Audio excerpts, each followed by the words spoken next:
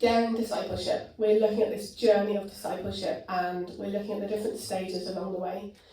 So today we're looking at what it means to be a searcher, and then in the next few weeks we're looking at what it means to be a believer, a disciple, and a disciple-making disciple. So, well, why are we talking about this? I always like to talk about why we're talking about it, because it's good to know. And we want to talk about this because the journey of discipleship is a journey which will change us if we let it. A journey which will change us, and it will change our lives, and then it will change the lives of people around us. So we've got a diagram coming up, which Andy showed us.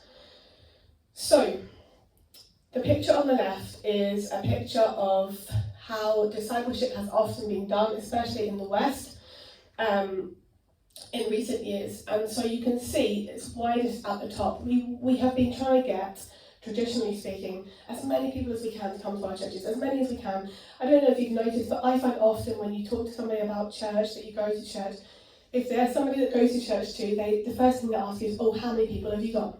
Like, that's the most important thing. I don't know why that is, but I wonder if it's something to do with this, the fact that we want to get as many people in to church as possible.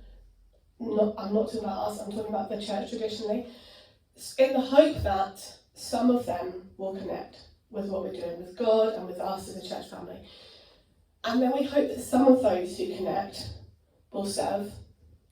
And then we hope that some of those who serve will go and make disciples. And so the number decreases from the top down. So you end up with a small number of people who have an important but a small impact on the world.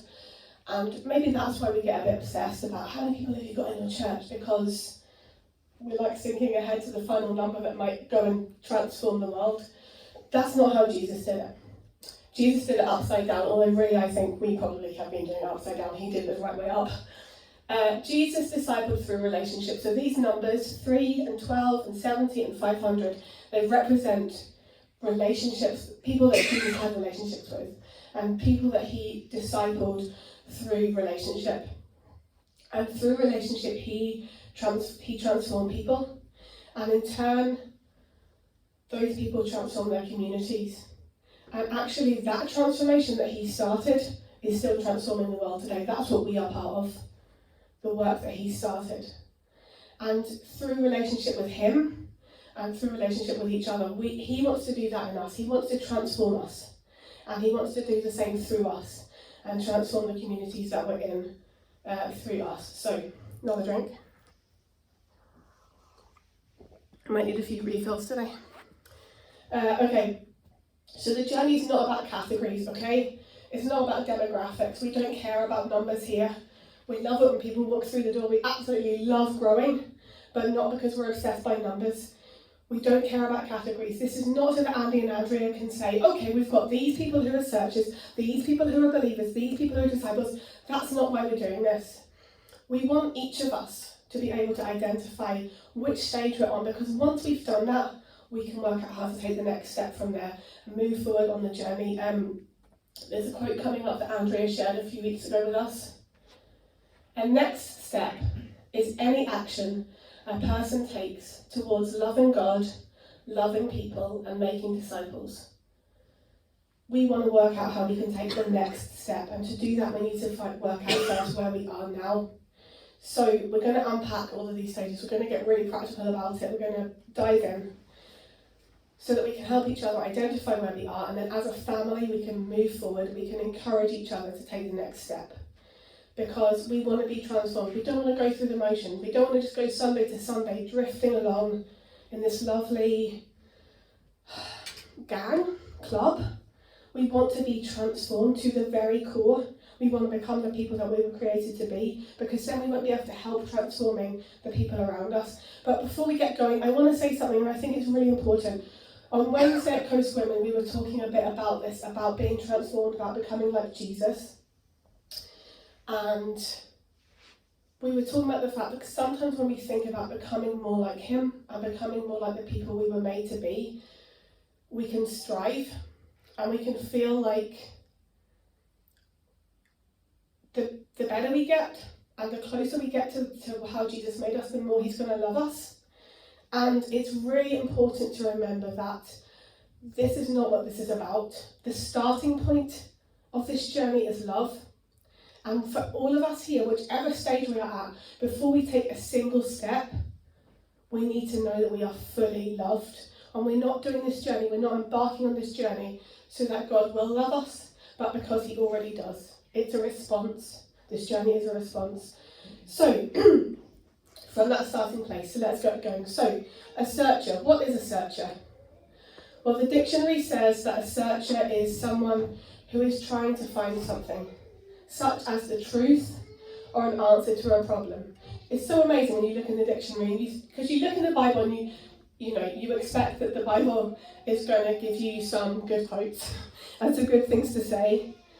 But the dictionary, sometimes you think, well, look it up, but it might not be that useful as a definition. This is such a useful definition. A searcher is someone who is trying to find something such as the truth, yes, or the answer to a problem. What's the biggest problem that we all face? What's the biggest question we have in our lives? I think it's this: why am I here? What is the meaning of life? What is truth? Can there be something in this whole God thing?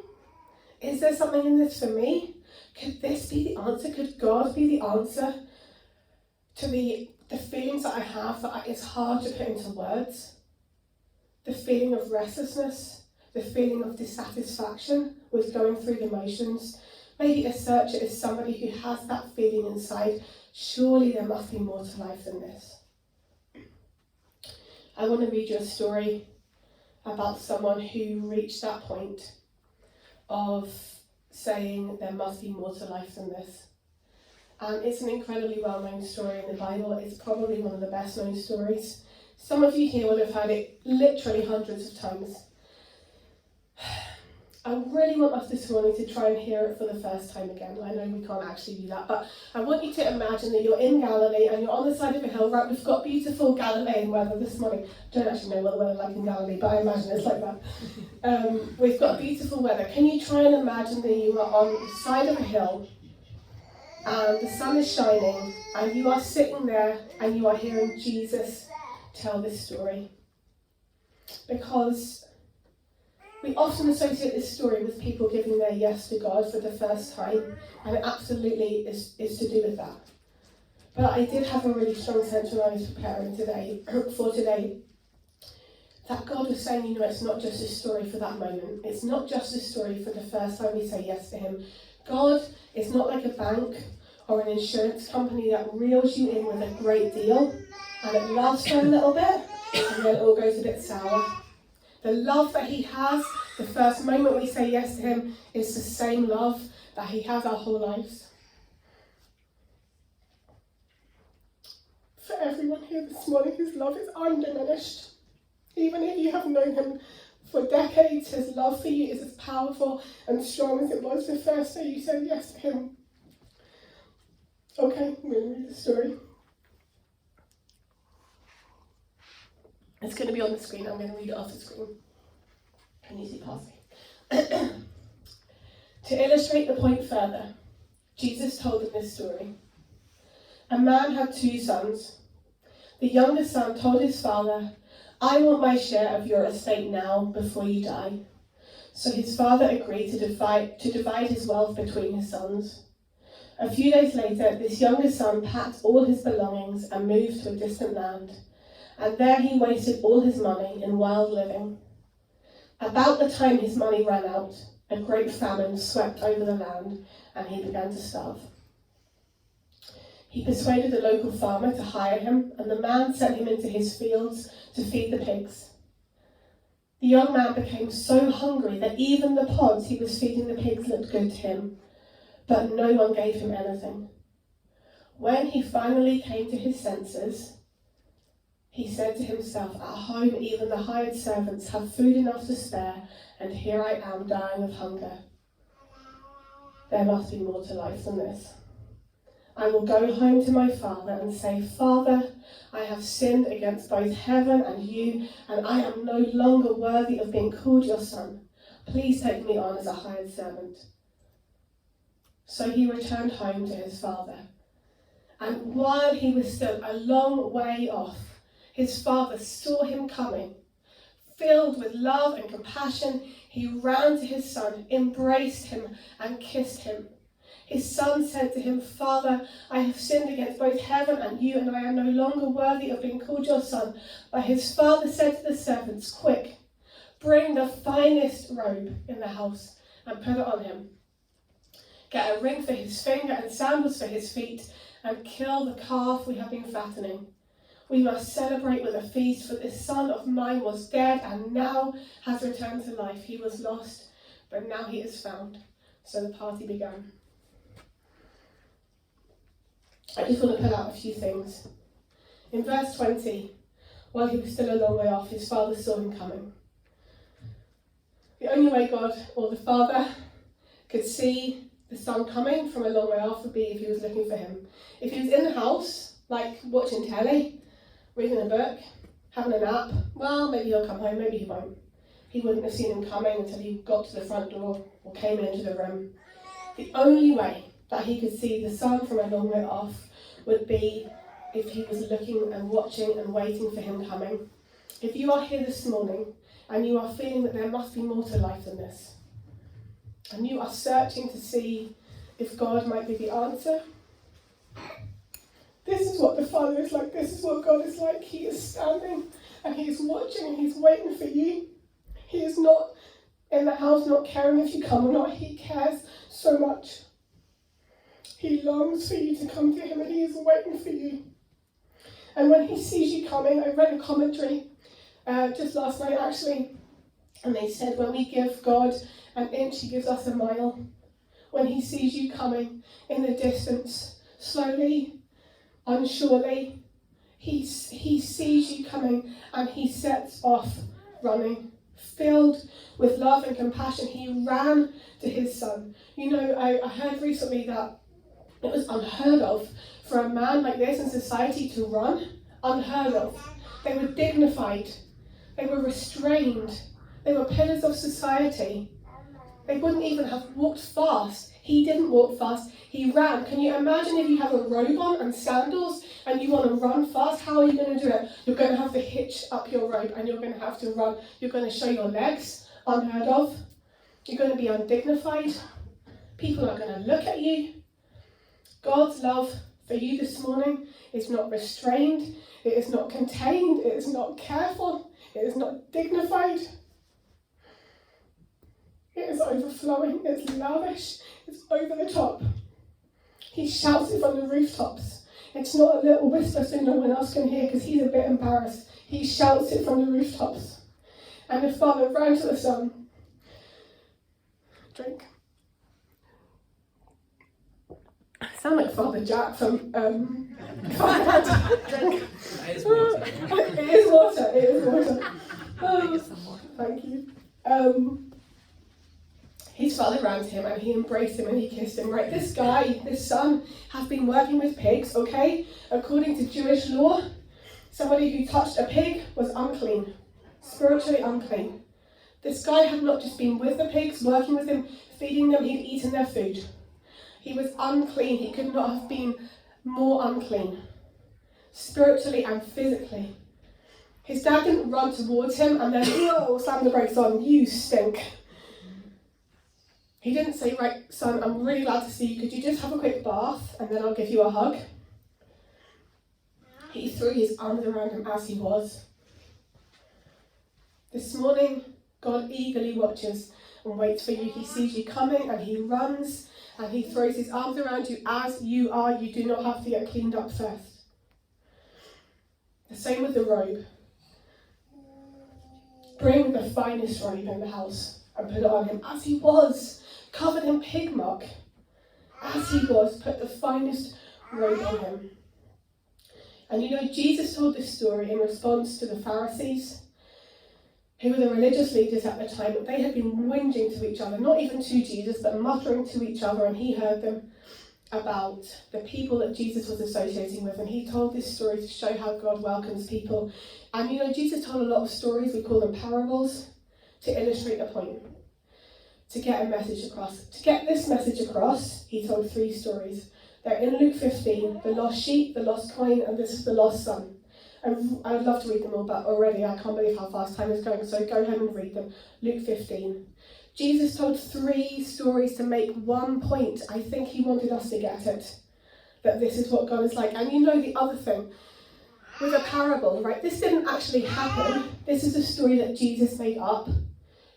So if it had really happened, you could argue, well, you know, this is something that happened. Jesus wanted to make the story for his points, and maybe he exaggerated a few points just to make the story fit. No.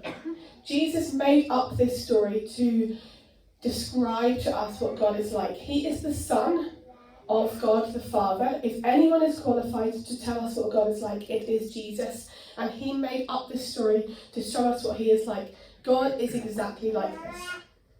And this is what happens when we say yes to Jesus. When we get to that point of saying, there's got to be more to life than this. And we take an inch, we take a step towards God, and we say to him, I'm not worthy. He runs. And he wraps his arms around us and he calls us his child.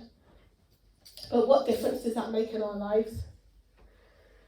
Well, I don't know if anybody remembers the poster that was doing the rounds, I guess, like maybe early noughties. So scary that that's 20 years ago, isn't it? Anyway, do you remember the poster? And the top half was a really sad face and it said, my life before Jesus. And the bottom half was a really happy face and it said, my life after Jesus. Anybody see that? No? That's good, you escaped. Awful. Very misleading, because it gives you the impression that we come to Jesus and our lives are immediately wonderful and rosy all the time. No problems. And that's really misleading, and that's not true, because often the circumstances of our lives, the outside, when we give our yes to Jesus, it doesn't immediately look that different. It doesn't immediately change, but the inside is where all the change happens, because when we give our yes to Jesus, we are fully adopted as children of God, and an adoption law can never be revoked. Can never be revoked. That's the type of adoption that is talked about in the Bible. Adoption laws in the Bible could not be revoked. You could not disinherit an adopted child. You could disinherit a natural child, but not an adopted child. So when Paul talks in the New Testament about us being adopted into the family of God, that cannot be revoked. Our sin is forgiven. It is finished. Jesus hung on the cross and he said, it is finished. Nothing else needs to happen. It's gone. The Bible says that our sins are as far away from us as the east is from the west. Our sins are gone. Shame and condemnation are gone. Psalm 34. I prayed to the Lord and he answered me. He freed me from all my fears. Those who look to him for help will be radiant with joy. No shadow of shame will darken their faces. Shame is gone. We have all done stuff we wish we hadn't. We have all done stuff that we have brought to Jesus and confessed and said sorry for, and we have received forgiveness, and we have received the gift of having our shame taken away. We do not have to live in shame anymore. He frees us from fear that can feel like a prison. We're free. He loves us with an unconditional love that is not dependent on anything, and nothing can ever separate us from that. We have a peace that doesn't make sense. When life falls apart around us, we have a peace that doesn't make sense. When if you see the live stream worship coming from Ukraine, oh my goodness, it's just incredible. It's such a powerful testimony. These guys singing and receiving this peace that doesn't make sense. We have a togetherness with God. We are never alone again. We are never abandoned. He will never forsake us. And we have purpose and meaning. Those questions that we have been asking, the answers that we have been searching for, we have them in our lives. God has a plan and a purpose for every single person he has made. And when we start to follow him, we start walking in that plan and that purpose. They are good plans. They are plans that give us a hope, and they are plans that give us a future. I could stand here all day listing things. We could all go around the room and add lots more. But as Andy put very beautifully a few weeks ago, words inform, but action transforms. And actually the only way for you to know, for every single person here to know what it means to be a child of God, the only way to know is to take the step. To take the tiny step towards God and see him come running towards you. But sometimes we feel held back from taking that step. So I just want to quickly look at what can stop us taking that step. And I think really simply, it's doubt. Doubt firstly in ourselves. The feeling, I'm not good enough. I'm not worthy enough. I'm not Christian enough. And this morning, as we're thinking about discipleship, I want to look at the process of how disciples were selected at the time that Jesus was on earth. Okay, so the Jewish law, the Torah, the first 5 books of the Bible, were central to the lives of all the Jews. Okay, so all of Jewish society was taken from the Torah, how they would dress, what they would eat, as we've seen, how they would socialise, who they would socialise with. So anyone who taught the Torah was really special. The rabbis were like the pinnacle of society. So to teach, to be a rabbi, was what every young Jewish boy was taught to aspire to. That was like the dream. I was trying to think of an equivalent. I was like, is it kind of like medicine? But then I thought, well, not really, because not everyone wants to do that. Everybody wanted to do this. This is what everybody was taught to aspire to. So Jewish boys would start school at the age of 6. And for the first 5 years of their education, the only thing they did for 5 years was memorize the Torah. Genesis, Exodus, Leviticus, Numbers, Deuteronomy. Memorized by age 10. And at the age of 10, the best among them were taken on to the next class. And they would memorize all of Hebrew scripture, and they would begin to learn the oral traditions of the rabbis, how to teach. The rest of them who didn't make the cut at age 10 would go and learn their family trade and become, for example, fishermen or carpenters. So when the remaining students, the ones who had been good enough to go on, when they were around 14 or 15, the rabbis would go to the school and they would look at the best of the best, at the absolute cream of the crop. And those ones could apply to do an apprenticeship and become a disciple of these rabbis. They would be with the rabbi 24/7, they would do everything that the rabbi did. So the rabbis really took time to interview and consider who they should take on, because once a disciple was joined to a rabbi, people would judge the rabbi based on what the disciple was like. So they had to find someone they really thought could become just like them. They had to find someone who they thought would be worthy to learn from them. And once they had embarked upon their apprenticeship, a disciple would walk behind their rabbi so that they could learn from them, so they could hear their conversations and learn. And they would walk so close behind them that they would walk through the dust thrown up by the sandals of the rabbi. So we get this lovely image of a disciple being covered in the dust of their rabbi because they're walking so close behind them, they want to soak everything up.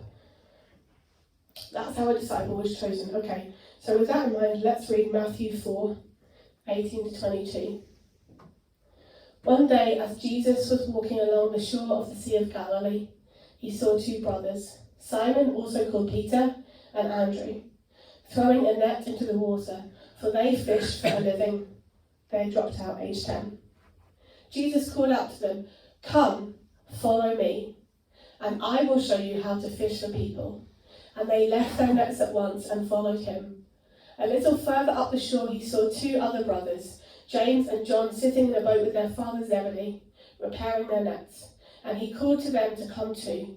They immediately followed him, leaving the boat and their father behind. He didn't pick the best of the best. All the other rabbis, all the other teachers who did what Jesus was doing, went to the school and picked out the absolute A star students. Jesus picked the fishermen, the ones who had dropped out at the earliest opportunity because they weren't good enough. They were the failures. I wonder what the response was from the community. I wonder what the other disciples of other rabbis thought, seriously? Seriously? These guys dropped out when they were 10? And now they're fishermen and you've picked them? What are you doing? Disbelief, scorn, outrage, mockery? But Jesus didn't need the disciples' credentials. And he doesn't need your credentials because he gives you his. The same words that he said to Peter and the others, he says to you today. He says right now, come and follow me. Come and walk so close behind me that you are covered in my dust. Come and soak everything up from me. Come and learn from me. Come and become like me. Come and know me. Come and love me. Come and partner with me as I change the world. You don't need to doubt yourself. Jesus knows you fully. He knows you fully. And he loves you fully. And he chooses you. And he gives you his credentials. But it isn't just doubt in ourselves that can hold us back.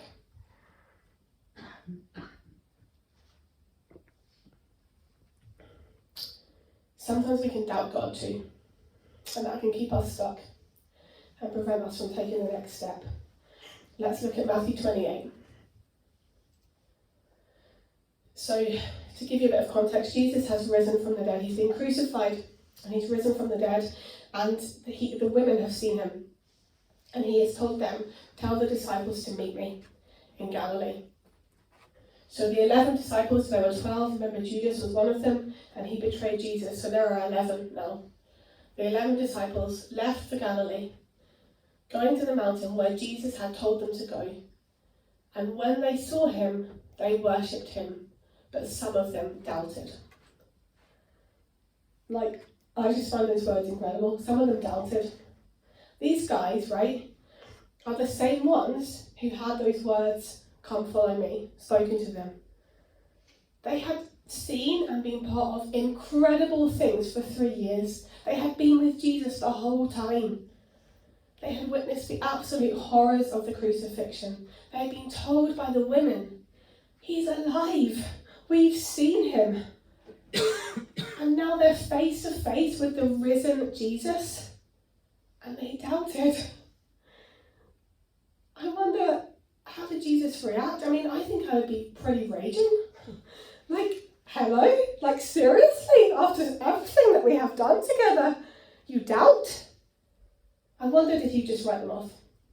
Or I wonder, did he say, well, okay, go away, when you're sure, come back to me and we'll see what we can do. Let's have a look at the next slide. There it is. Jesus came. So, right, this is the immediate response. They see him, they worship him, but some of them still doubt, and this is his response. Jesus came and told his disciples, the ones who doubt, I have been given all authority in heaven and on earth. Therefore, go and make disciples of all the nations, baptizing them in the name of the Father and the Son and the Holy Spirit. Teach these new disciples to obey all the commands I have given you, and be sure of this, I am with you always, even to the end of the age. His response was to say, go, and I am with you. He knew about their doubt, okay? Nothing is hidden from Jesus. Even if they didn't say, Jesus, I'm just doubting this a little bit. He knew. Okay, he knew. But his response was still to say, go. They didn't have to wait till they didn't have doubt. They didn't have to wait until they were sure, neither do you.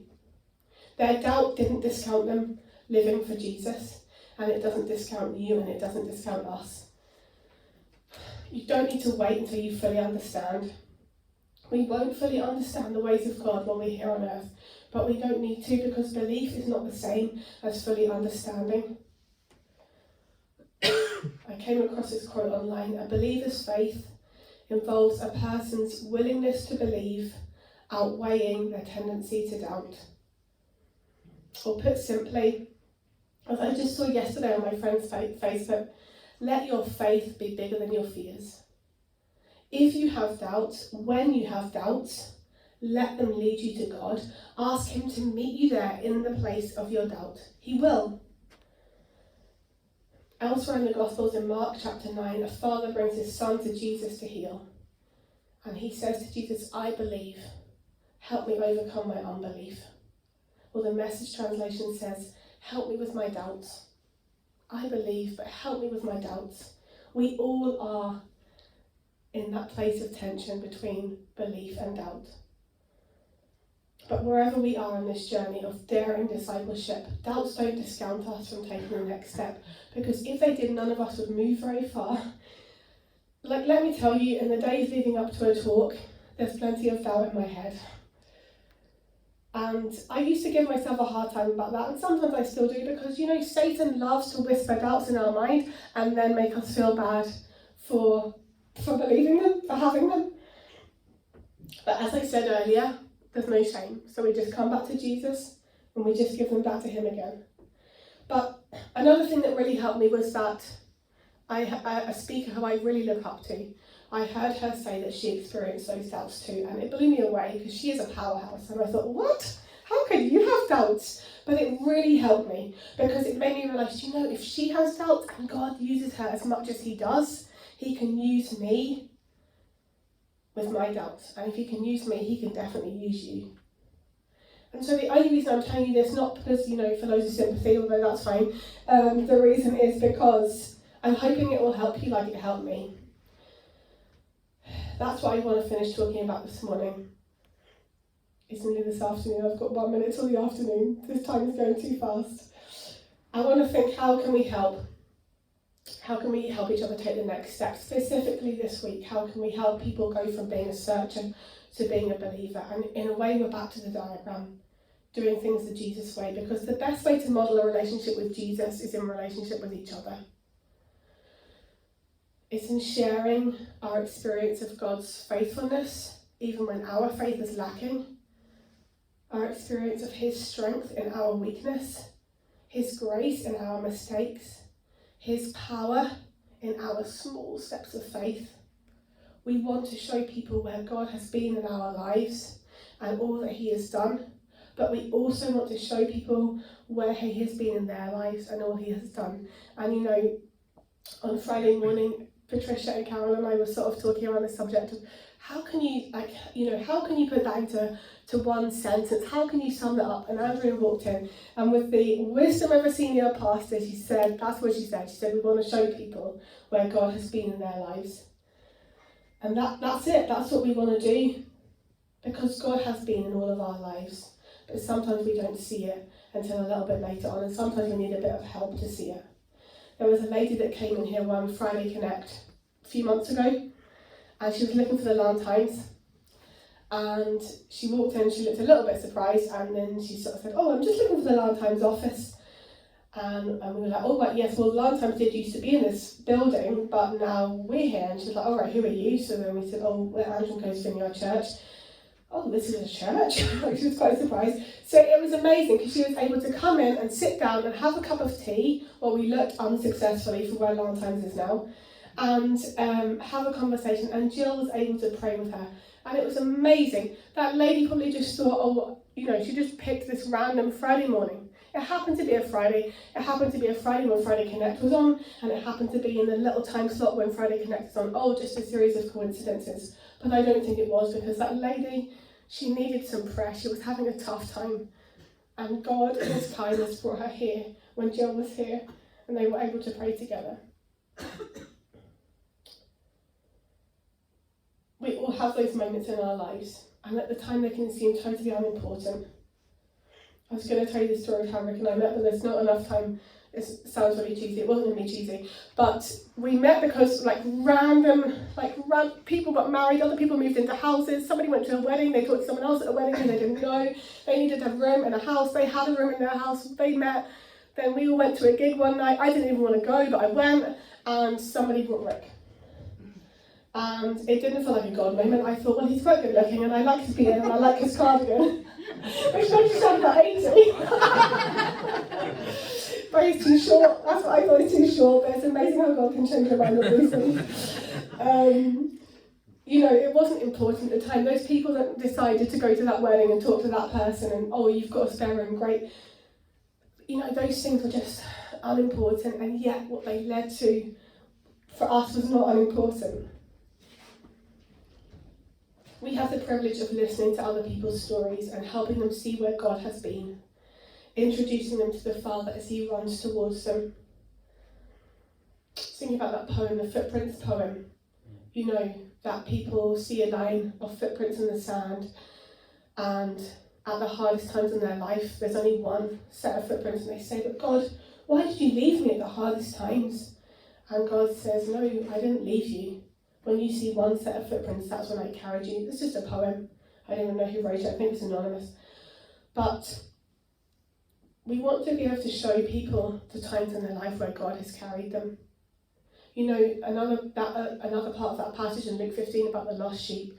The sheep goes missing. There's 100 sheep and one goes missing. I think 99 out of 100 isn't a bad return. But the shepherd leaves the 99 who he knows are safe, and he goes to find the one because he wants all of us.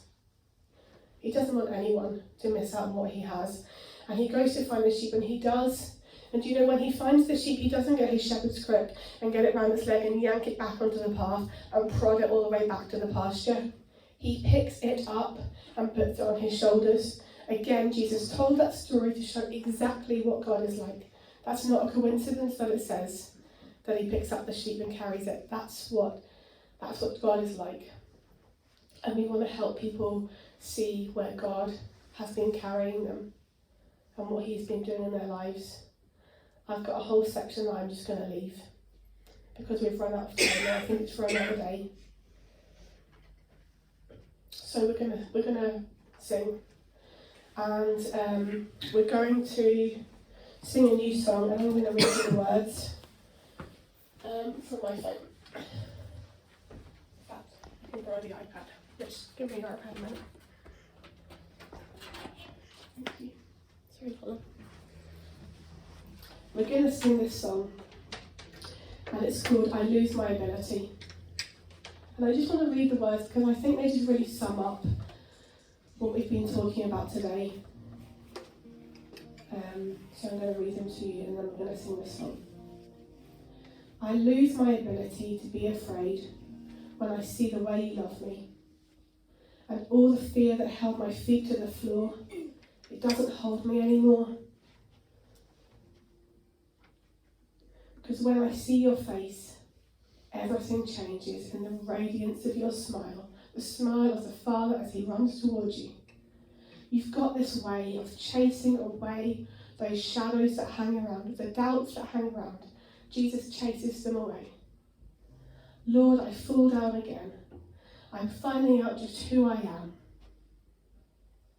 Goodbye fear and goodbye shame. Goodbye hopelessness and pain. I have heard the Father call my name. Goodbye running, goodbye hiding, goodbye heaviness and lying. The new has come, the old is washed away. Hello joy and hello truth. Hello love, I've longed for you. I've waited for this moment for all my days. Hello mercy, hello peace. You have found me on my knees. I believe I'll never be the same. If you don't know this song, please feel free to just sit and let the guys sing this over you. Or if you want to join in and sing and stand and give it stats, then go for that too. Just let these words sink into your soul this morning. And just picture the Father as he runs towards you with his arms wide open. He sees your tiny step that you make towards him, and it's enough. And he's on his way. And he can't wait to throw his arms around you. Let's sing.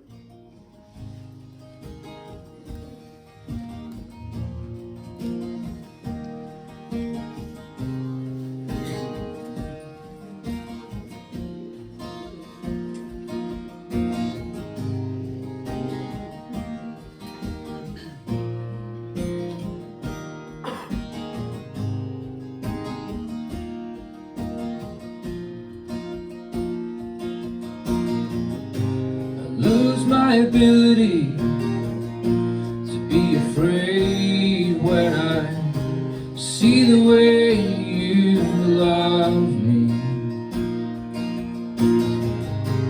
and all the fear that held my feet to the floor,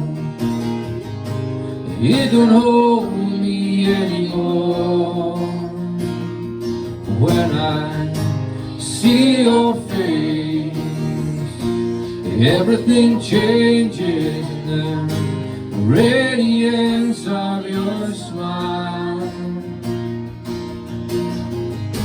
You got this way of chasing away those shadows that hang around.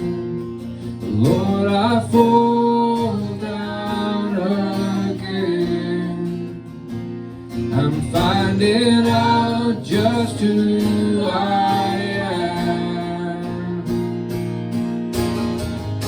I lose my ability to be afraid when I hear you say my name. All the voices that once filled my head, they are gone when you speak. When I see your face, everything changes in the radiance of your smile. You got this way of chasing away those shadows that hang around. Lord, I fall down again. I'm finding out just who I am. Lord, I fall down again.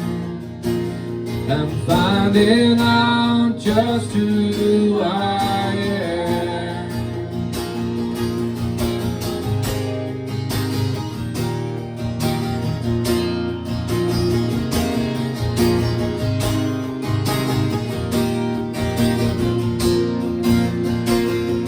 Goodbye fear and goodbye shame, goodbye hopelessness and pain. I have heard the Father call my name. Goodbye running, goodbye hiding, goodbye heaviness and lying. The new has come, the old is washed away. Hello joy and hello truth, hello love, I've longed for you. I've waited for this moment all my days. Hello mercy, hello peace, you have found me on my knees. I believe I'll never be the same. When I see your face, everything changes in the radiance of your smile. You got this way of chasing away those shadows that hang around. Lord, I fall down again. I'm finding out just who I am. Lord, I fall down again. I'm finding out just who I am.